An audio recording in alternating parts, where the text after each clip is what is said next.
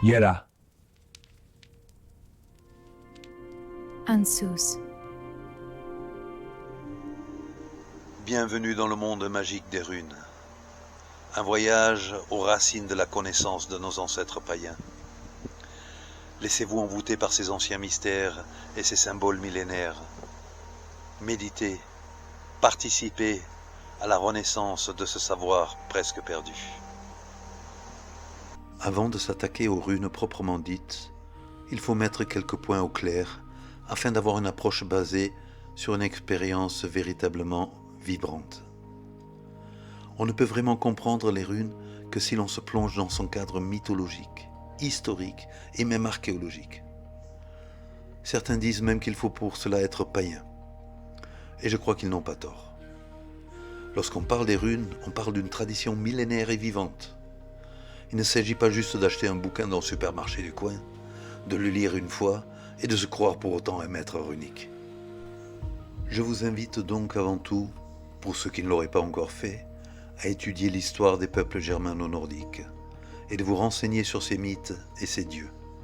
Plus vous serez imprégné du cadre culturel et religieux des anciens germains et scandinaves, plus votre approche des runes sera saine et sérieuse.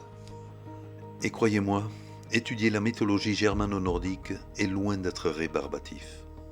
C'est un monde envoûtant qui non seulement nous rapproche de nos anciens dieux, mais en plus nous rapproche de nous-mêmes et permet de mieux comprendre la nature humaine. Cette série de vidéos que je vous offre aura donc pour but de vous mettre sur les bonnes voies dans votre quête de connaissances runiques. Je vais suivre en gros les lignes du livre que j'ai écrit et qui s'intitule « Rune par rune ». Je vous laisse le lien ci-dessous si vous êtes intéressé par le commander et le lire. Il y aura une vidéo pour chaque rune.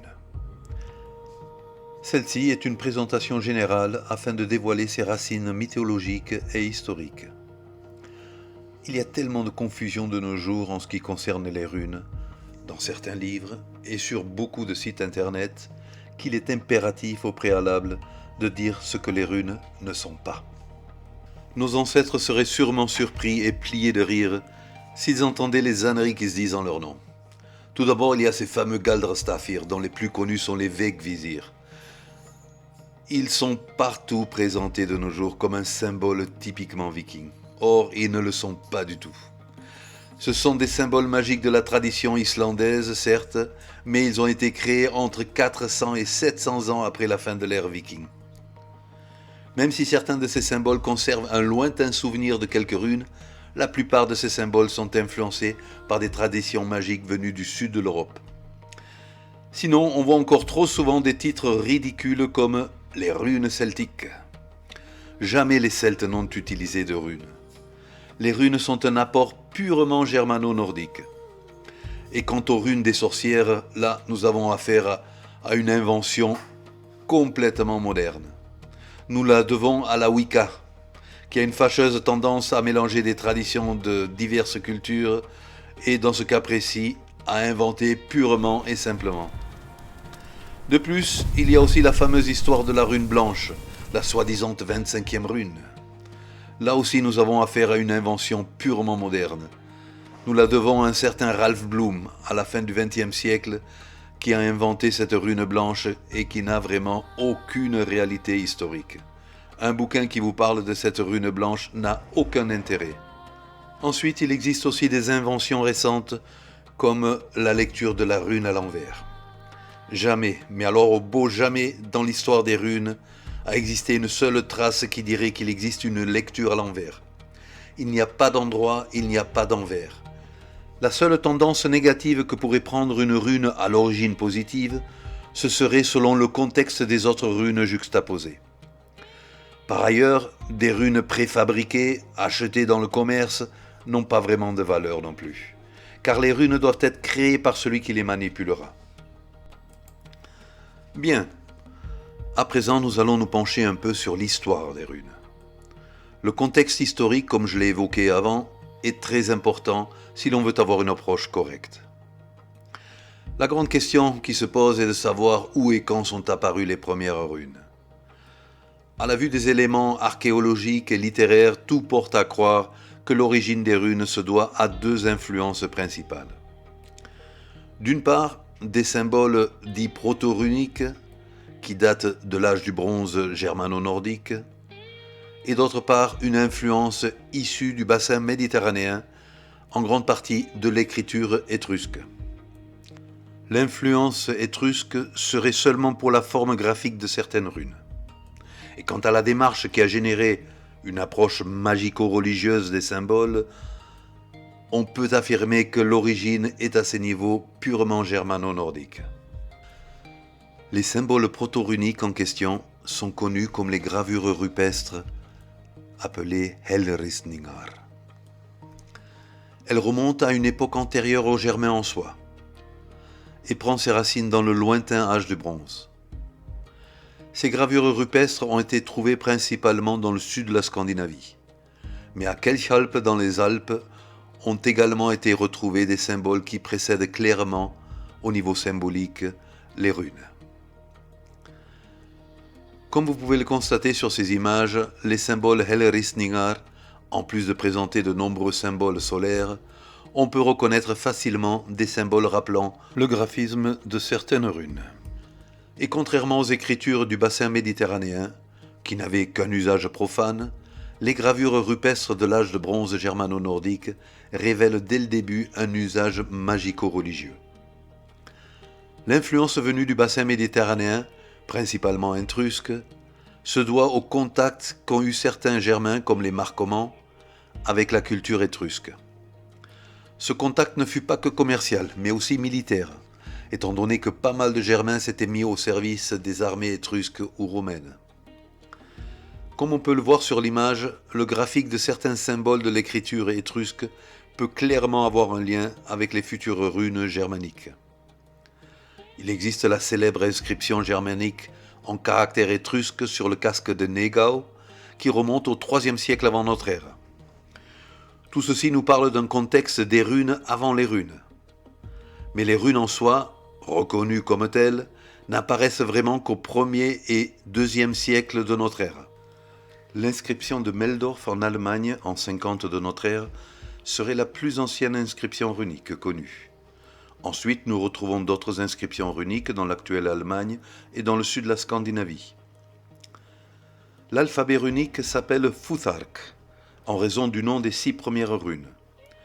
Le premier Futhark historique comportait 24 runes, et on l'appelle habituellement Futhark germanique commun. Il fut utilisé jusqu'au 7e siècle de notre ère.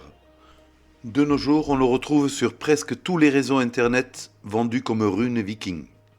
Ce qui est complètement faux, étant donné que les Futhark vikings ne comportaient que 16 runes, et non 24.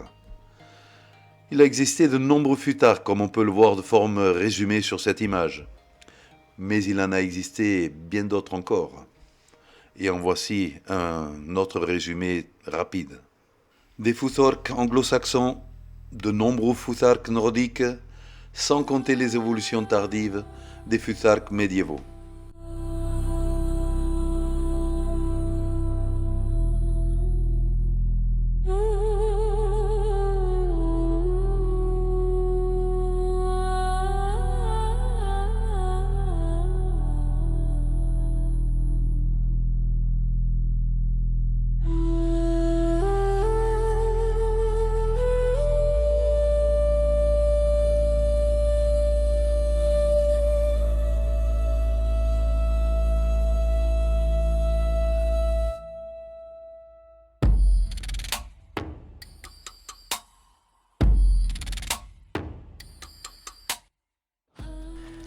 Les peuples de la Germanie continentale et de la Scandinavie septentrionale ont apporté avec eux le secret des runes.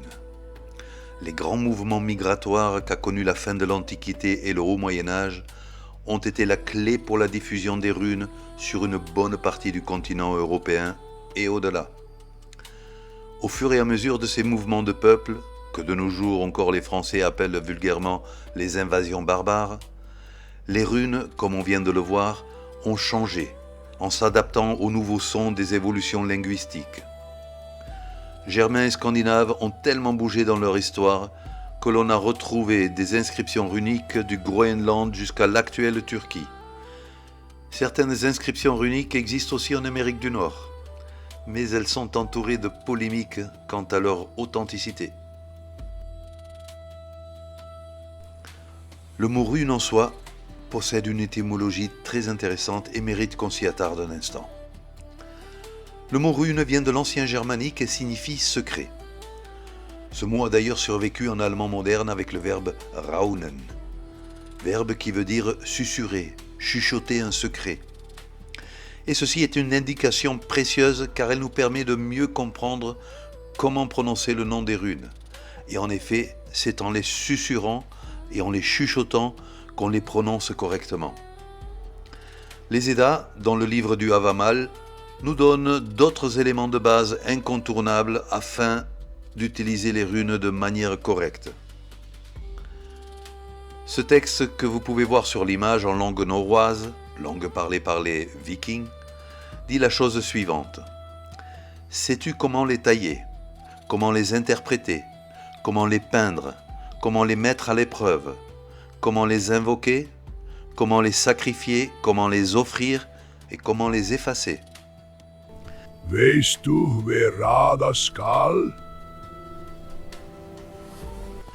À la lecture de ces quelques questions, on comprend vite qu'on ne peut pas graver les runes n'importe comment. C'est un procédé qui requiert de l'exactitude, de la méthode et de l'ordre. C'est un mélange subtil entre raison et intuition. Chaque rune, lorsqu'elle est correctement gravée, vibre de toute son énergie magique et transmet toute sa force à qui de droit. Pour ceux qui seraient intéressés par connaître les détails exacts de ce procédé, je vous invite à consulter mon livre Rune par rune. À ce stade, nous allons faire un petit détour par l'origine mythique des runes. Car en effet, les Eddas nous expliquent que les runes furent trouvées, entre guillemets, par le dieu Odin.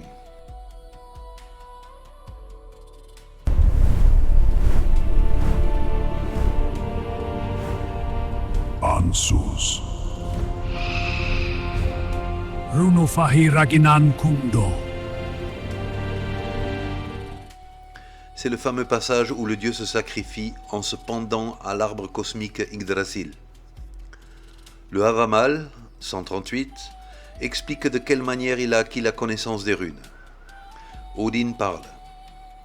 Je sais que je pendis à l'arbre battu des vents, 9 nuits pleines, navré d'une lance et donné à Odin moi-même, à moi-même donné, à cet arbre dont nul ne sait d'où proviennent les racines.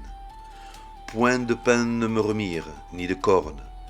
Je scrutais en dessous, je ramassais les runes, hurlant les ramasser, de là retombait. Le dieu est pendu à l'arbre du monde par les pieds. Il est suspendu par les pieds car un peu plus loin, il précise qu'il ramasse les runes, ce qui n'est possible que s'il est la tête en bas. On retrouve d'ailleurs cette image dans les tarots du Moyen-Âge avec la fameuse carte du pendu. L'arbre Yggdrasil est l'axe du monde, qui unit le ciel et la terre. Il est le pilier qui maintient l'ordre des choses. Suspendu à cet arbre, toute l'énergie céleste passe par les pieds du dieu, traverse son corps, pour ressortir par sa tête, vers la terre. Odin est ainsi un véritable trait d'union entre le monde céleste et le monde terrestre, chthonien. Il est dit qu'il a été pendu 9 nuits pleines. Ce chiffre est à prendre ici pour sa valeur symbolique, et nous savons que le chiffre 9 est très important dans les traditions indo-européennes, vu qu'il représente le début d'un nouveau cycle. 9 d'ailleurs en français veut dire à la fois le chiffre comme l'idée de nouveau, neuf. Ce sacrifice rituel du dieu est donc le départ d'un nouveau cycle. Le dieu est volontairement blessé par la lance sacrée, car dans les différentes initiations des traditions païennes, la blessure est une marque rituelle qui voue la personne à une divinité. Et ici, le dieu se voue à lui-même. C'est ce qu'on appelle en initiation le rite de la petite mort. Et lorsque Odin dit « je ramassais les runes », il prend en fait possession de la sagesse et de la connaissance liées aux runes. Les runes viennent de la terre. Elles sont donc liées aux forces de la terre-mère, au monde occulte des forces chthoniennes. En les sortant du monde tellurique, il les met en contact direct avec le monde céleste et les forces solaires. Il génère ainsi l'équilibre nécessaire entre ce qui est en haut et ce qui est en bas. Il faut noter au passage que Odin n'invente pas les runes. Elles existaient avant lui et lui survivront. Un élément de base est à retenir de ce message des textes sacrés, c'est le fait que les runes ont une origine magico-religieuse et non profane, comme bien d'autres écritures à l'époque dans le reste de l'Europe. Avec les runes, nous entrons ainsi de plein pied dans un monde empli de mysticisme et d'une religiosité qui remonte à la nuit des temps. Bien, après cette introduction générale sur les runes, nous verrons prochainement, dans 24 vidéos, chaque rune avec ses secrets, ses interprétations et ses utilisations en magie runique, celle qui est attestée par les anciens. Un filtre nécessaire contre tant d'élucubrations modernes. Je vous laisse à présent profiter d'un chant en norrois avec des images qui vous invitent à rêver les runes. Asteini fornum hvíslar tími, blóðmarg og forn fróðleikur.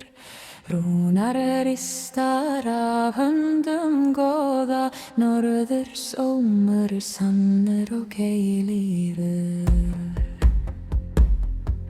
Vindrur nefnir það var í lög og vín í þræði og kjarni. Hver takkinn geymir eið forn, dauði má ei rjúfa.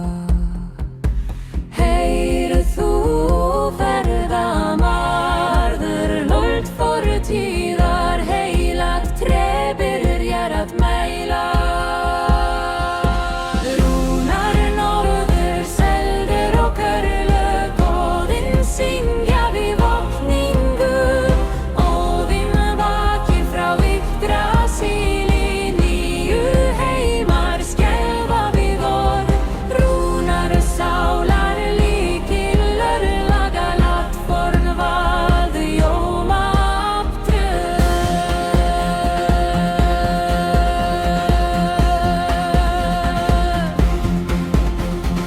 Óðinn hekk á aski eilífum, nýju nætur í sárum trú. Augað gaf hann fyrir fróðleik, svá heimur mætti skilja. Þorgnir með mylni í hendi, brýtur skugga þrúmu og heiðu. Freyr blessar jörð og blóð, Freyja syngur seið og ást. Í hverju rún líf og dauði, í hverju margi tala við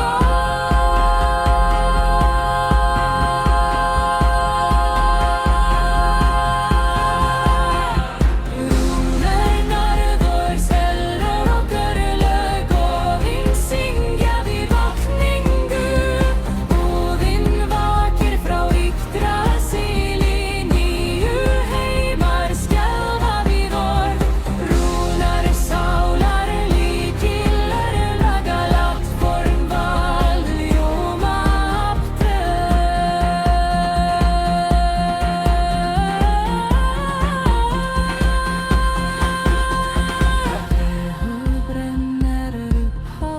Ton œil tu dois sacrifier. Algið verður fannur gengru, Ansús kallar forn fróðleikur. Nornir hlæja þeim og tíma, engi flýr þeirra veg. En sá Rúnar heilagar leles, veit hvenær berjast og hvenær bíða.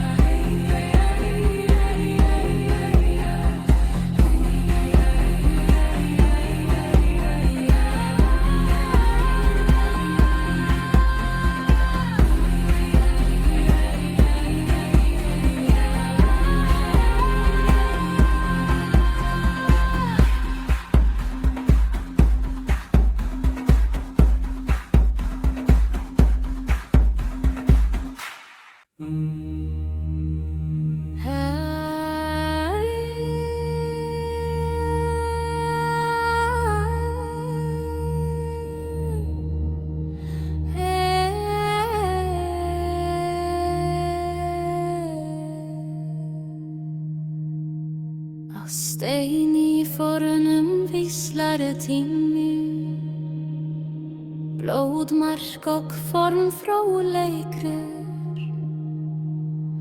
Rúnaristar af höndum góða,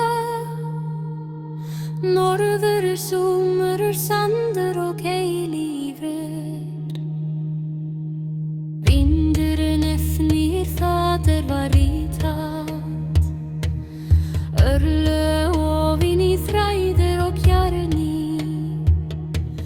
Heyr tákinn geymir ei fólk, heyr dauði má ei rjúfa. Heyr þú ferðamaður, rödd fortíðar, heilagt tré byrjar að mæla. Rúnar norður, seldur og purlur, goðin syngja við vakningu.